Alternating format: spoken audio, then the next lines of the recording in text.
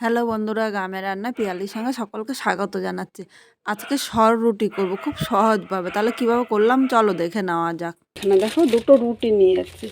আর আমরা তো অনেক কিছু খাই, খুব সহজে তোমরা সর রুটিটা কিন্তু তৈরি করে নিতে পারবে। প্রথমে আমি এই দুটো রুটি মাঝখান থেকে একটু কেটে নিলাম।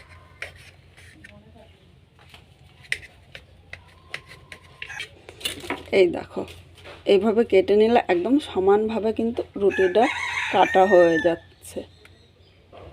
এবার এখানে গ্যাসটা আমি ধরিয়ে নিলাম। এর উপরে আমি একটা রুটিওয়ালা ছাঁকনি নিয়ে নিলাম। এর উপরে আমি রুটিগুলো ছেঁকে নেব। একটা একটা করে কিন্তু এইভাবে রুটিটা ছেঁকে নিতে হবে। আর এখন একটু মিডিয়াম আগুন করে দিলাম। দেখো এক পিঠ ছাঁকা হয়ে গিয়েছে, এবার আরেক পিঠ আমি এইভাবে উল্টিয়ে নিলাম। যারা সর রুটি করবে এইভাবে কিন্তু রুটিটা আগে ছেঁকে নেবে। দেখো এই রুটিটা কিন্তু ছাঁকা হয়ে গিয়েছে। এখন আমি গ্যাসের আগুনটা একটু কমিয়ে নিলাম। একইভাবে আমি এই রুটিটাও ছেঁকে নেব। এখানে আমার দেখো 4টে রুটি কিন্তু আমি ছেঁকে নিয়েছি। এবার এর সাথে তোমাদের একটা জিনিস দেখাচ্ছি। এখানে আমি আগের থেকে সরটা জাল দিয়ে এইভাবে রেখে দিয়েছিলাম। এগুলো দুধ জাল দিয়েছি, সেই জায়গা থেকে আমি সরটা নিয়ে নিয়েছি। আর যাদের কাছে সর থাকবে না তারা দুধটা জাল দিয়ে একদম ঘন করে নেবে, তাহলে কিন্তু একদম সরের মতো লাগবে খেতে। এবার এখানে আমি রুটিগুলো নিয়ে নিলাম। সরটা আমি এই রুটির উপরে নিয়ে দেখো পুরো রুটিটা এইভাবে কভার করে নিতে হবে। এরকম করে আমি প্রতিটা রুটি পুরো কভার করে নেব।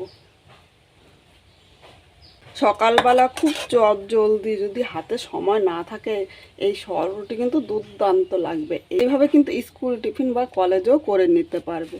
দেখো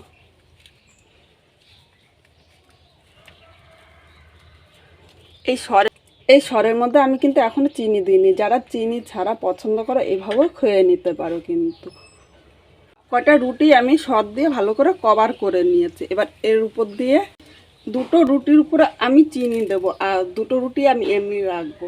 যারা চিনি একটু মিষ্টি পছন্দ করো তারা মিষ্টি নিয়ে নিতে পারো, আর যারা ভাববে যে মিষ্টি খাবো না তারা মিষ্টি ছাড়াও কিন্তু খেয়ে নিতে পারো। যেভাবে খাবে সেভাবেই কিন্তু দুর্দান্ত লাগে, কারণ সরের একটা মিষ্টি ভাব থাকে। আর এর মধ্যে একটু চিনি দিলে বাচ্চারাও কিন্তু খুব পছন্দ করবে।